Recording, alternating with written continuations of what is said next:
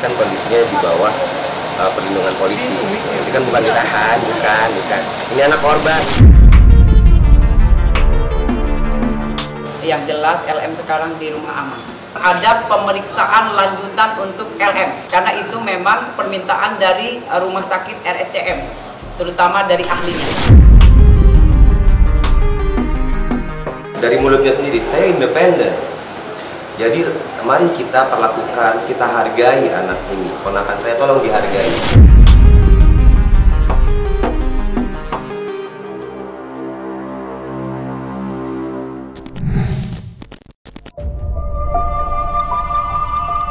Usai berhasil membawa putrinya, Laura Mezzani atau Loli, dari apartemennya di kawasan Bintaro, Jakarta Selatan pada 19 September 2024 lalu, diketahui hubungan antara Nikita Mirzani dan Loli mulai menunjukkan tanda-tanda perbaikan yang positif.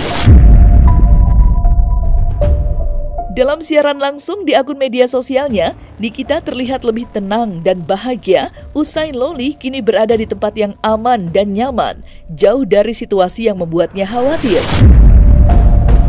Kakak kandung Nikita Mirzani, Edwin Mawardi, juga mengungkap jika Loli sudah menjalani detoks dari pengaruh-pengaruh buruk. Salah satu program detoks yang dijalani Loli yaitu dengan tidak memegang handphone. Dengan mengurangi penggunaan perangkat tersebut, mereka berharap Loli dapat terhindar dari informasi yang tidak benar dan berpotensi mempengaruhi pikirannya. Langkah ini tidak hanya bertujuan untuk menjaga kesehatan mental Loli, tetapi juga untuk membangun kembali kepercayaan dirinya. Saat ini kan kondisinya di bawah perlindungan polisi. Ini kan bukan ditahan, bukan. Yang jelas LM sekarang di rumah aman. Ya kalau di sana memang untuk keluarga dan lain-lain memang belum boleh karena di sana ada terapi, kemudian juga ada pengobatan yang memang orang lain belum boleh untuk bertemu.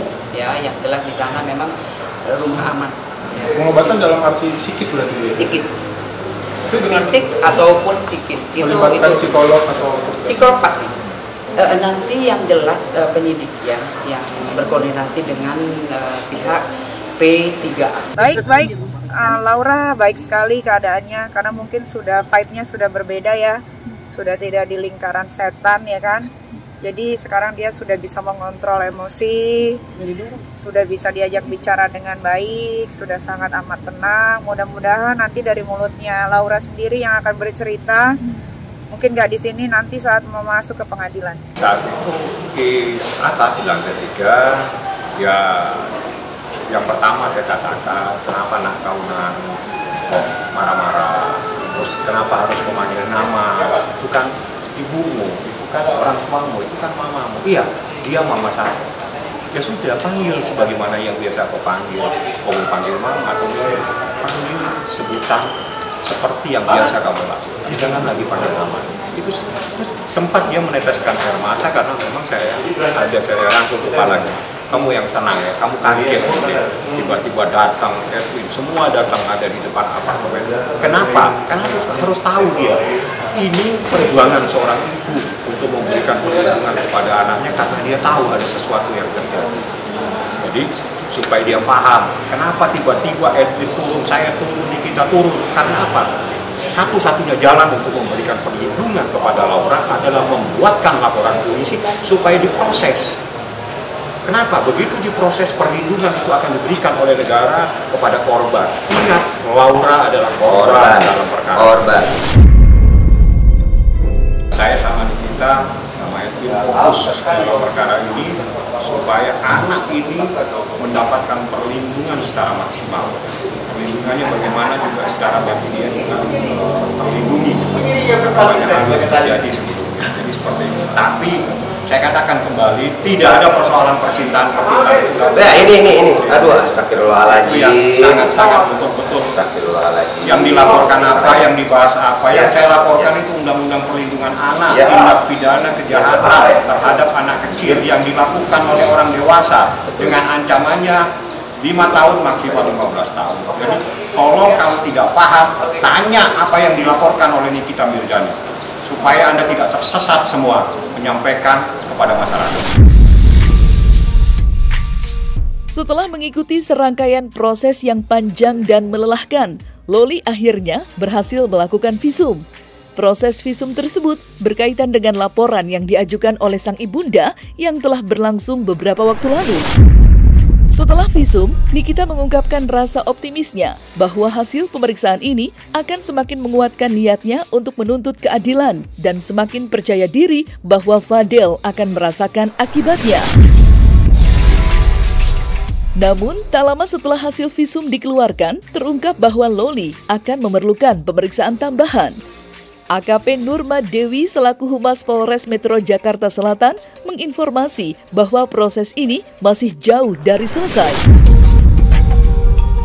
Ada pemeriksaan lanjutan untuk LM, karena itu memang permintaan dari rumah sakit RSCM, terutama dari ahlinya. Jadi sementara masih pada proses di perlindungan perempuan dan anak. Jadi ada dinas tersendiri yang khusus ini, tapi dalam proses ini kita juga meminta supaya ada dari LPSK turun tangan juga. Sudah masuk pemeriksaan, nanti bagaimananya biar Ibu dari Kepolisian Jakarta Selatan aja yang bicara. Kalau visum dan laboratorium sudah didapat di penyidik, pasti disimpan atau dikompulir oleh penyidik ya, dijadikan satu untuk pemberkasan tentunya. Kalau ada penambahan saksi, berarti di situ ada suatu peristiwa yang berkembang.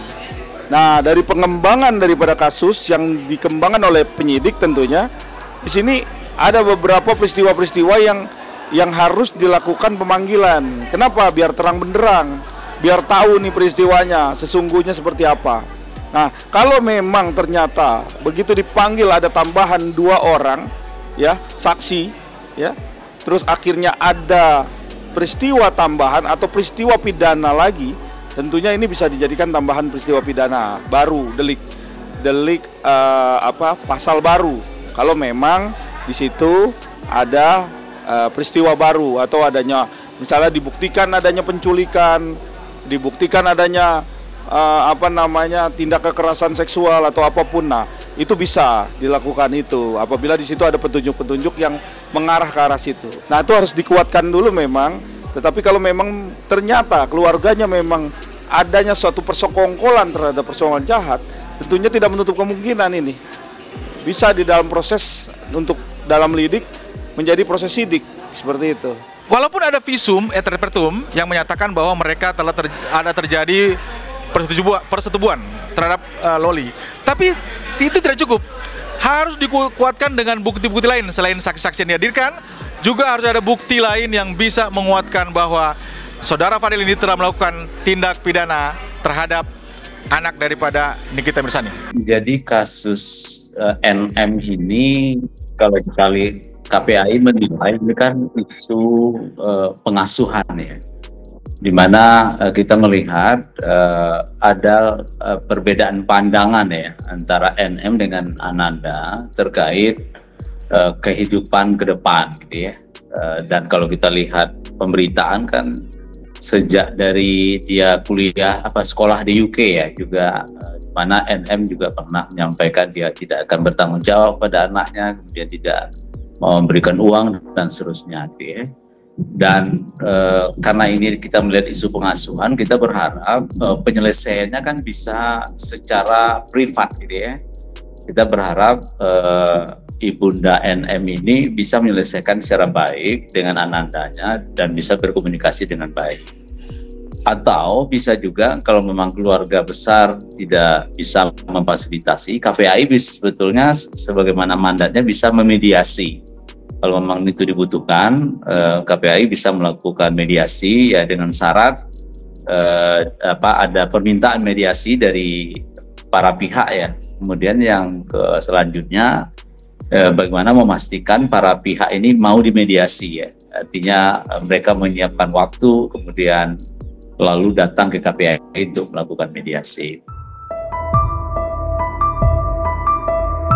Keterlibatan Edwin Mawardi dalam kasus yang dialami Loli ternyata sangatlah penting. Saat penjemputan Loli yang penuh dengan emosi, Edwin mampu membangun chemistry kepercayaan yang mendalam. Di tengah situasi yang tegang dan histeris, Loli merasa terjebak dalam ketakutan dan kebingungan. Namun, kehadiran Edwin menjadi sumber ketenangan yang tak ternilai. Suara lembut dan pelukan hangatnya seolah membangkitkan rasa aman dalam diri Loli, sesuatu yang tidak bisa diberikan oleh orang lain di sekitarnya pada saat itu.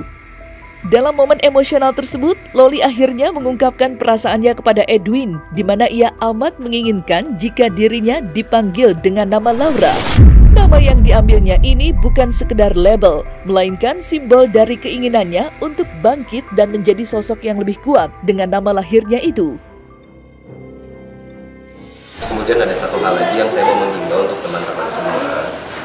Kalau saat ini ingin berbicara, mau menyebut tentang ponakan saya, tolong diadres dengan Laura. Diadres dengan Laura, saya mohon. Saya udah lakukan itu di sosial media saya. Alhamdulillah, ya teman-teman saya di sosial media saya akhirnya mengerti. Dia ingin dewasa, dia ingin dihargai. Saya sudah independen. Mungkin sudah ya nggak tahu lah, saya udah beredar lah beritanya di sosial media, apa video-videonya bahwa dari mulutnya sendiri saya independen.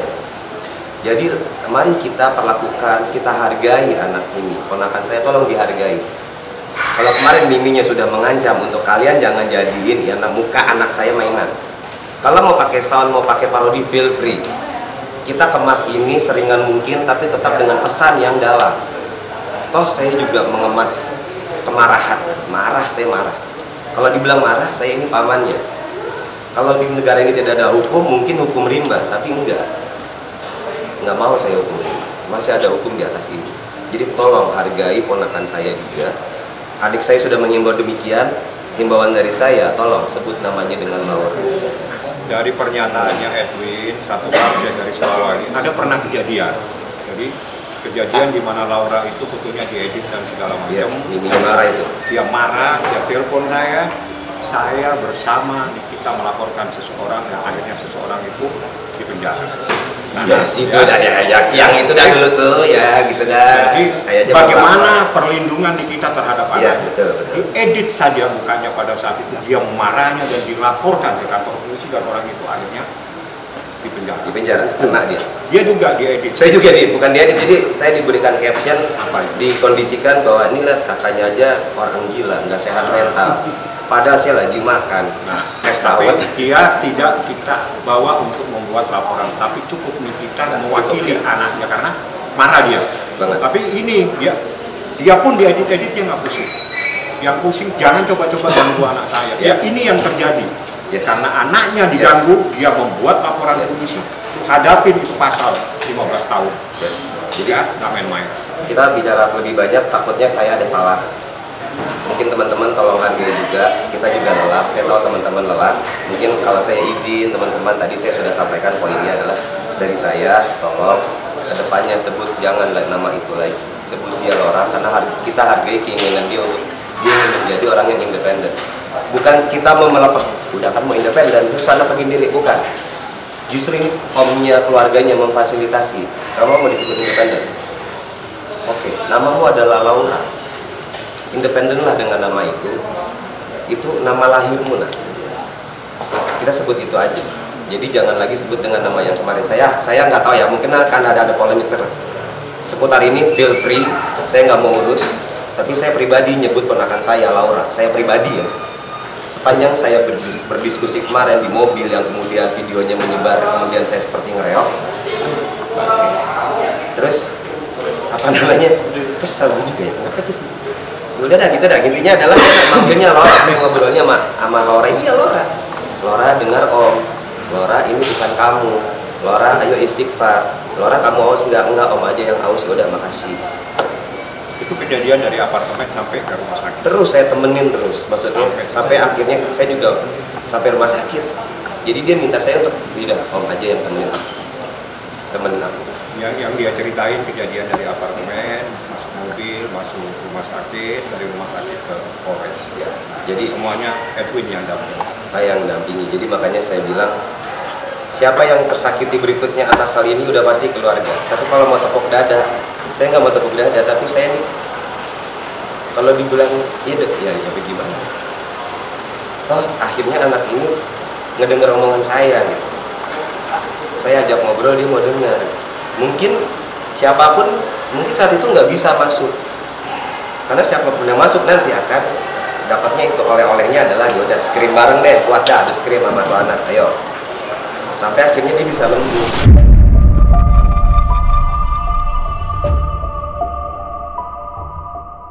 Nah, selesai sudah Cumi Lovers, saksikan terus Cumi Camp In-Depth, kabar lengkap, mendalam, dan akurat dari narasumber terpercaya. Dan jangan lupa untuk like, subscribe, dan juga share channel YouTube Cumi Cumi.